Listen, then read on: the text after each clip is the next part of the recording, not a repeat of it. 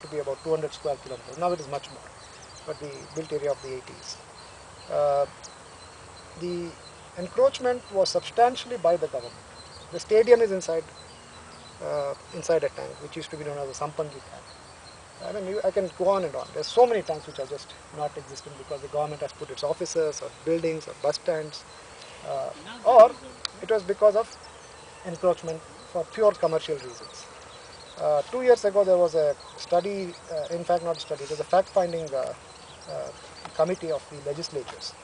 And in the post-independent period, I would consider that to be the most progressive step taken by any government because it sets precedents. And very honest effort was done.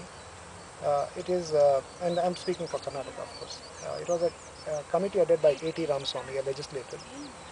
This was a committee constituted by Kumaraswamy when he was the chief minister. And basically the brief was, go around Bangalore, do what you want.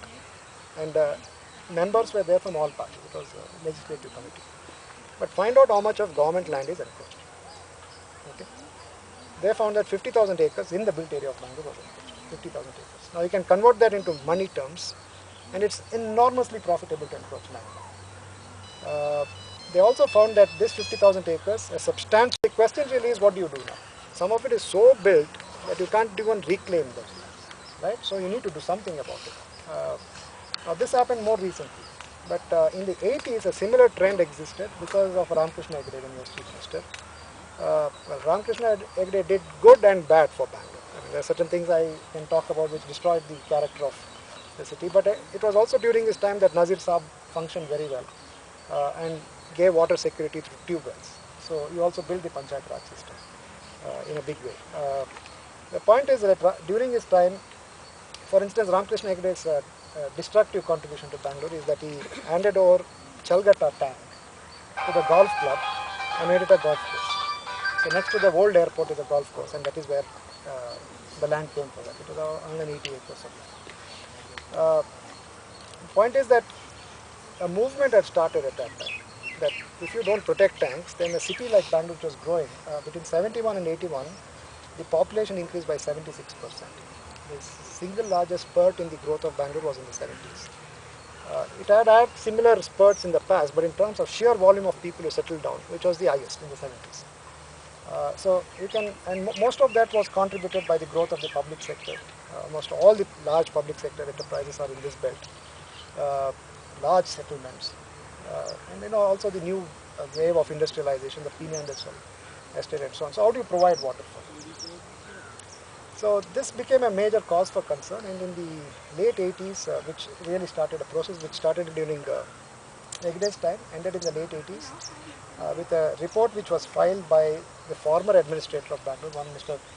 Lakshman Rao. In Lakshman Rao's report, they went to each and every water body which was left functional, inspected it. I think, if I recall, they surveyed maybe 120 tanks which were left then. And they filed a report which was accepted in toto by the government, except for 1 or 2 tanks which the BDA had managed to completely ruin, destroy and build over.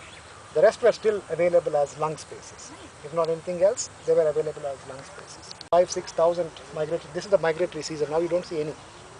We have come here and sat and not been able to count.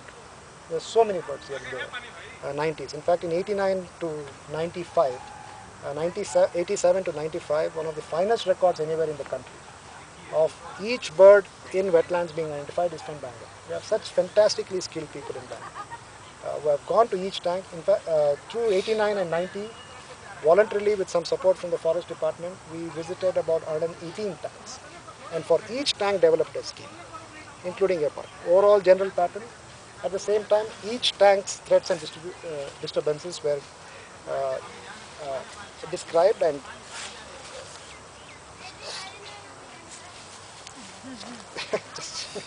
we got to quit in another 10 minutes. I have to drop people off for the airport. Okay. So what happened in the late 80s and 90s was that we had this very high sense of understanding, right? Which understanding could have been used by the state to really develop I thought it was a spot-billed pelican which is hovering around there, if I may be mistaken. It was swimming around. Are they roosting? Yeah. They're about 40, 50. Yeah.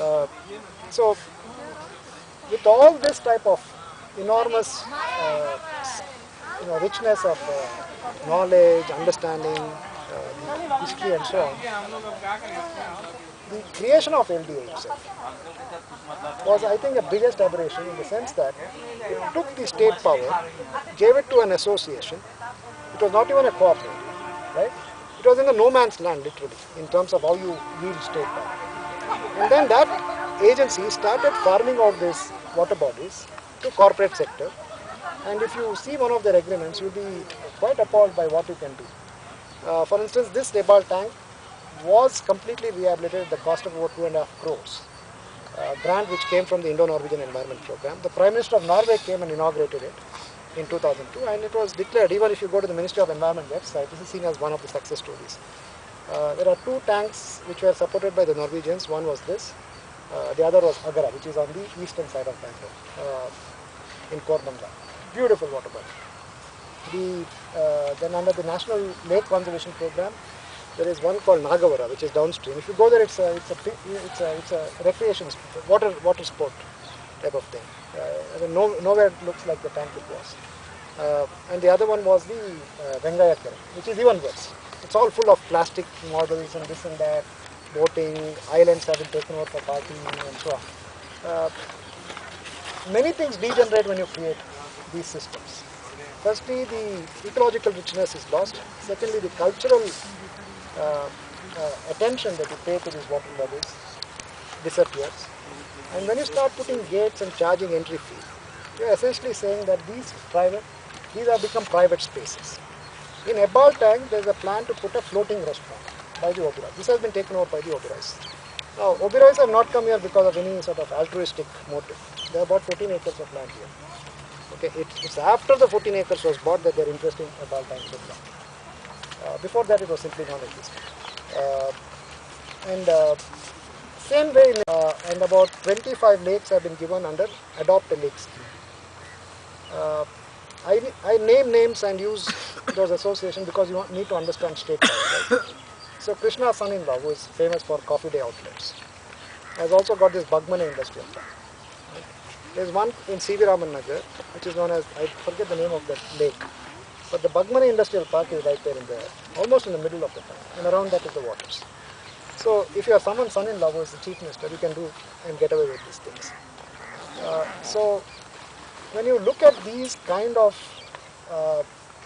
this is just the genesis of a huge problem. What starts in Bangalore becomes an epidemic across the state of Karnataka, we would think, but it is actually going to be an epidemic across India. Already there are plans to give out tanks in Hubli Dharwad on private, Belgaum, Raichur. Anyone who has money can go and say, I'm going to, what does it cost? Nothing, only 4,000 rupees per acre, per year, per month, or per year, I don't know. But even if it is per month, it is really not much for 4,000 rupees per acre.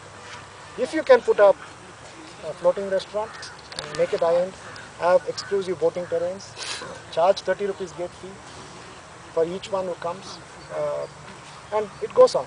The problem is quite serious. So our problem was that in Indian law, you cannot commodify commons. So how did you do it?